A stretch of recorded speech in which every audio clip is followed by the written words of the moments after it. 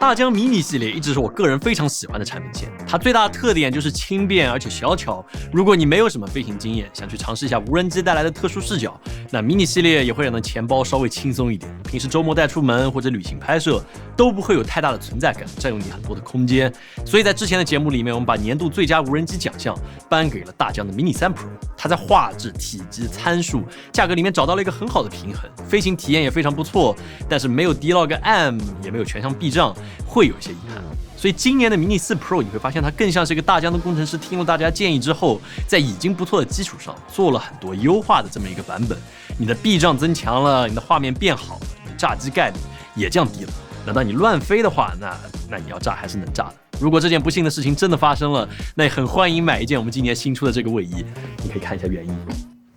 嘿，当然咱就说真的，这个还是尽量别买，安全飞行是第一位。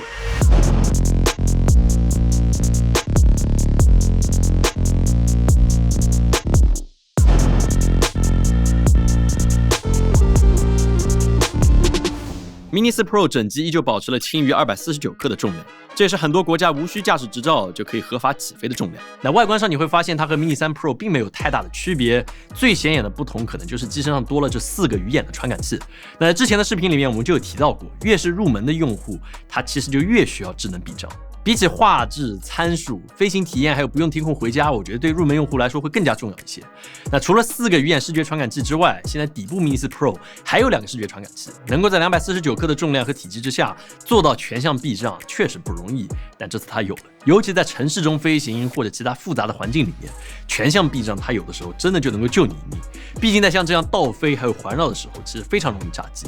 那相比较 mini 3 Pro 只有前后还有下视避障， mini 4 Pro 现在飞起来会感觉放心不少，而且还有了这个 APS 飞行辅助功能，能够自动绕行，还有调整飞机的飞行路径，再配上这个聚焦功能，就可以轻松的完成一些需要比较复杂操作的运镜，对普通用户来说非常友好。但是我还是得说一句，就是 mini 4 Pro 即便它有这个好的避障，但它是基于视觉的，所以像网、电线这类细小的障碍物，或者高楼大厦的反光面，都有可能会干扰它的避障，所以不要去挑战这些东西，你肯定会输，不读为宜。大疆在我心中其实已经超越了苹果，成为了新一代供应链大师。只要研究一下，你就会发现大疆之前的 Mavic 3 Pro 的中焦、Air 3的长焦，还有广角 ，Mini 3 Pro 的广角，还有 Action 4，用的都是同一块传感器，我们把它称之为大疆 F4。但没有想到的是，这个 F5 这么快就来了。这次 Mini 4 Pro 依旧是这块我们熟悉的1.1/3英寸的传感器。我会希望大家能换一个更大更好的，但是这一次没有，会有一点遗憾。那这块传感器我就不多讲了，它画质本身是优秀的，也支持4合1像素合并。那现在因为算法和硬件都改进了一些，和 Mini 3 Pro 比起来，你会发现它的解析力是会好上这么一点的，但没有特别巨大。之前 Mini 3 Pro 我个人最推荐的拍摄格式是 4K 25帧，还有 4K 30帧。这个格式之下，系统会默认打开 HDR 模式，来帮助你获得最大的一个动态范围。而在 4K 50或者 4K 60的时候，动态范围和画面质量都会有所下降。那这次 Mini 4 Pro 做的主要提升还是在高帧率上面，现在它总算可以做到 4K 60帧的 HDR 视频，尤其在夕阳还有傍晚的场景之下，你可以看一下和 Mini 3 Pro 的对比，我觉得还是有一个可见的宽容度上的差距。这个画面我觉得甚至可以拿来和 Air 3来掰一掰手腕，但是在大哥 Mavic 3 Pro 还有雾3的面前还是会败下阵来，但这个比法肯定也不算公平。我觉得怎么来定义 Mini 4 Pro 的画面，你可以把它当成一台会飞的 iPhone 15 Pro， 差不多就是这个感觉。那么最近拿了 Mini 4 Pro 还是飞了各种各样的地方，你可以看看在不同的场景之下，它的画面你能否接受。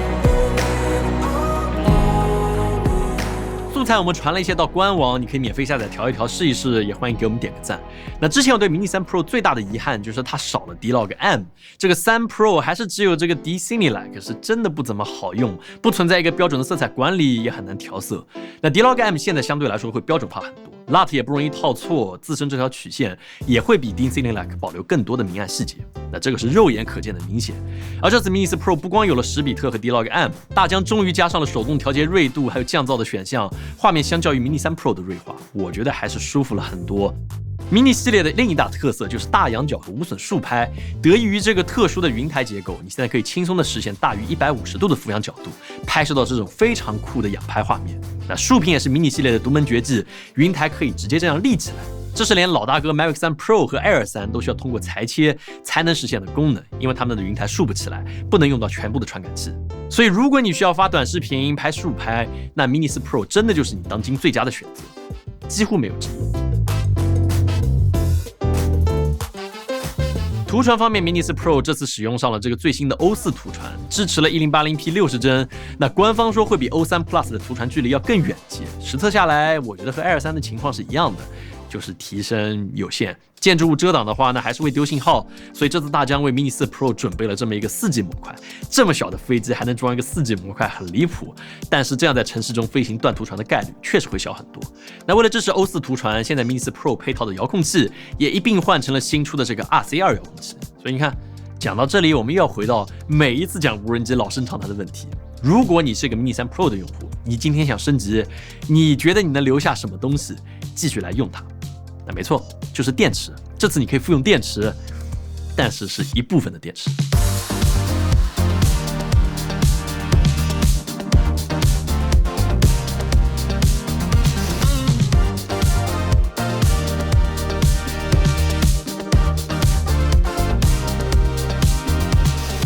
因为两台机身的净重不同，虽然 Mini 3 Pro 的标准电池是可以插进 Mini 4 Pro 里面来用的，但是续航会有衰减，而且整机重量也会超过249克。所以如果你想控制在249克以下的话，你还是需要买这块重新为 Mini 4 Pro 量身定做的标准电池。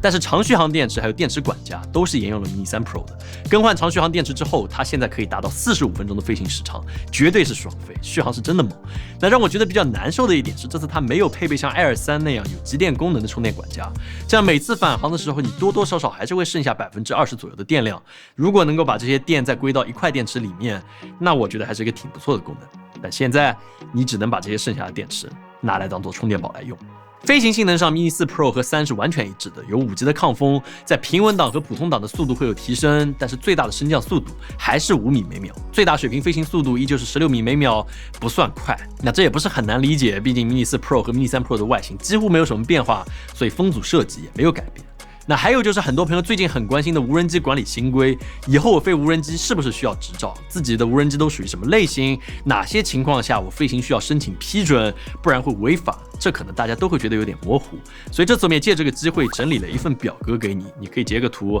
分享给你的朋友，希望对你有些帮助。那之前我就有狠狠吐槽过 ，Mini 3 Pro 的机内存储不是16GB，不是32GB。而是1.2GB， 拍4分钟这个素材就满了。你可以猜一下，这次 Mini 4 Pro 大疆工程师在听了这个意见之后，他们改成了多少？2GB。就为啥大疆？就是我完全不理解为什么要这么做，不能够多给一点吗？